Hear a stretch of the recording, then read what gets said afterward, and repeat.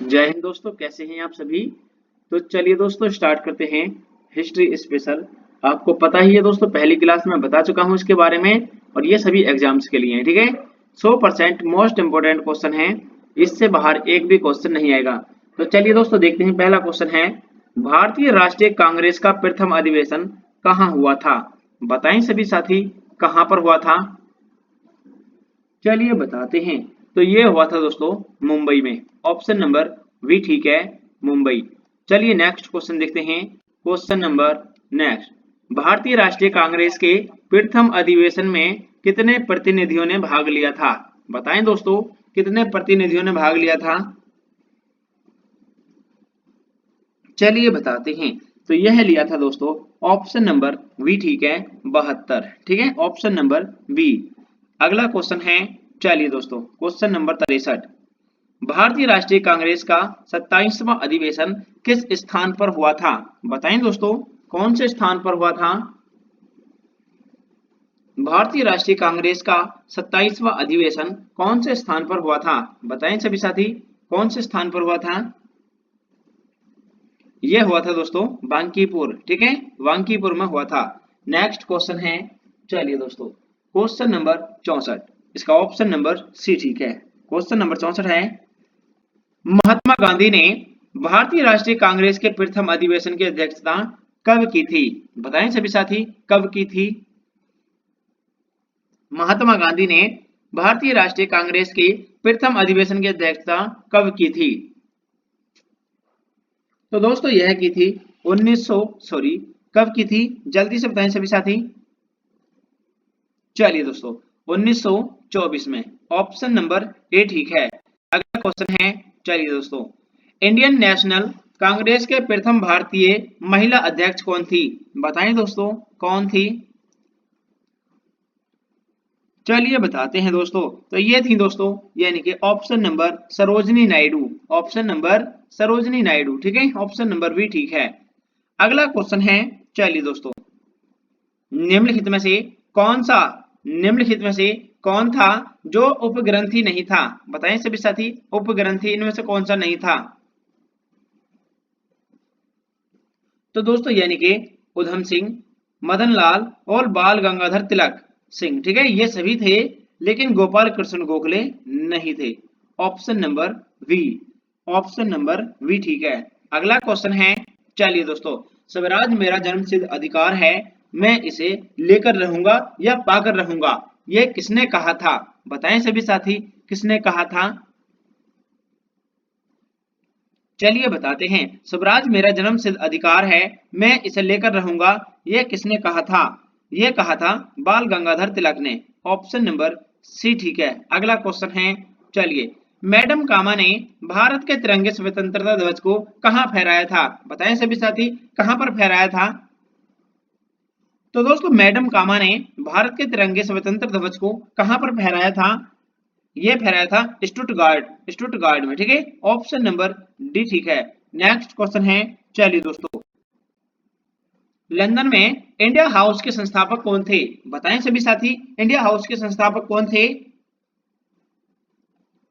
चलिए दोस्तों बताते हैं। तो ये थे दोस्तों, यानी कि ऑप्शन नंबर कौन सा ठीक है, यानी कि Shyamji Krishna Varma, option number C ठीक है, Shyamji Krishna Varma, option number C. अगला क्वेश्चन है, चलिए क्वेश्चन नंबर 70 देखते हैं। बंग भंग के बाद कौन सा आंदोलन शुरू हुआ था। बताएं सभी साथी, कौन सा आंदोलन शुरू हुआ था। चलिए दोस्तों बताते हैं। तो यह हुआ था ऑप्शन नंबर, यानी कि स्वदेशी आंदोलन, ठीक है, स्वदेशी आंदोलन। नेक्स्ट क्वेश्चन है, लॉर्ड कर्जन द्वारा 1905 में किया गया बंगाल विभाजन किस वर्ष कैंसिल हुआ था। बताएं दोस्तों, किस वर्ष रद्द हुआ था। चलिए बताते हैं, यह हुआ था 1911 में कैंसिल हो गया था, ठीक है, यानी कि 1911 रद्द, option number D. Next question है, हिंदुस्तान रिपब्लिकन एसोसिएशन की स्थापना किस वर्ष में हुई थी। हिंदुस्तान रिपब्लिकन एसोसिएशन की स्थापना किस वर्ष में हुई थी। बताएं सभी साथी, कौन से वर्ष में हुई थी। चलिए दोस्तों बताते हैं, यह हुई थी दोस्तों, यानी कि 1924 में, ऑप्शन नंबर ए ठीक है, 1924। अगला क्वेश्चन है, चलिए दोस्तों, भारतीय राष्ट्रीय कांग्रेस के प्रथम संस्थापक कौन थे? बताएं दोस्तों, कौन थे? भारतीय राष्ट्रीय कांग्रेस के प्रथम संस्थापक कौन थे? तो दोस्तों यह थे यानी कि एक असैनिक सेवक थे, ये असैनिक सेवक थे। ठीक है, ऑप्शन नंबर बी सही है। अगला क्वेश्चन है, चलिए, बंगाल विभाजन की घोषणा किस वर्ष की गई थी? बताएं दोस्तों, किस वर्ष की गई थी? बंगाल विभाजन की स्थापना किस वर्ष में की गई थी? चलिए बताते हैं दोस्तों, बंगाल विभाजन की स्थापना जो की गई थी 19 जुलाई 1905 को की गई थी। ऑप्शन नंबर सी ठीक है। नेक्स्ट क्वेश्चन है, चलिए देखते हैं, हिंदुस्तान सोशलिस्ट रिपब्लिकन आर्मी के संस्थापक नेताओं में से कौन एक थे? बताएं सभी साथी, हिंदुस्तान सोशलिस्ट रिपब्लिकन आर्मी के संस्थापक नेताओं में से एक थे, कौन थे वह? तो दोस्तों यह थे यानी कि भगत सिंह। ठीक है, Bhagat Singh, option number C ठीक है। अगला क्वेश्चन है, मोंटेग्यू चेम्सफोर्ड की रिपोर्ट निम्नलिखित में से कौन सी बनी थी? बताएं दोस्तों, कौन सी थी? चलिए बताते हैं, मोंटेग्यू चेम्सफोर्ड रिपोर्ट निम्नलिखित में से कौन सी थी? तो दोस्तों यह थी यानी कि भारत सरकार अधिनियम 1919 का आधार बनी थी। ऑप्शन नंबर सी ठीक है। अगला क्वेश्चन है, निम्नलिखित पंक्तियों में से यानी कि निम्नलिखित जो पंक्तियां दी गई हैं इनको किसने लिखा था? बात की गई है, पंक्ति है, सरफरोशी की तमन्ना अब हमारे दिल में है, देखना है जोर कितना बाजुए कातिल में है। यह बात जो है दोस्तों, ये किसने कही थी? मतलब किसने लिखा था ये? तो दोस्तों यह है यानी कि Ram Prasad Bismil. Option number A ठीक है। अगला क्वेश्चन है, चलिए, काकोरी ट्रेन डकैती कांड किसके मतलब सॉरी काकोरी ट्रेन डकैती कांड में किन क्रांतिकारियों को फांसी की सजा सुनाई गई थी? यहां पर बात की गई थी काकोरी ट्रेन डकैती कांड के बारे में, जो फांसी की सजा सुनाई गई थी वह क्रांतिकारी कौन कौन से थे? ये थे दोस्तों राम प्रसाद बिस्मिल और अशफाक उल्ला खान।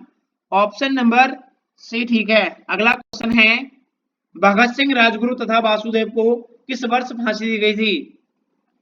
भगत सिंह, राजगुरु तथा वासुदेव को किस वर्ष फांसी दी गई थी दोस्तों? चलिए बताते हैं, तो यह फांसी दी गई थी 23 मार्च 1931। 23 मार्च 1931। ठीक है। अगला क्वेश्चन है, और यह है दोस्तों क्वेश्चन नंबर 180। 1913 ईस्वी में पटना में अनुशीलन समिति की एक शाखा की स्थापना किसने की थी? बताएं दोस्तों, किसने की थी? एक बार जल्दी से सभी साथी चैनल को सब्सक्राइब कर लीजिए, क्लास को लाइक भी कर दीजिए दोस्तों। 1913 ईस्वी में पटना में अनुशीलन समिति की स्थापना के शाखा की स्थापना किसने की थी? तो दोस्तों यह की थी सचिंद्र नाथ सान्याल ने। सचिंद्र नाथ सान्याल।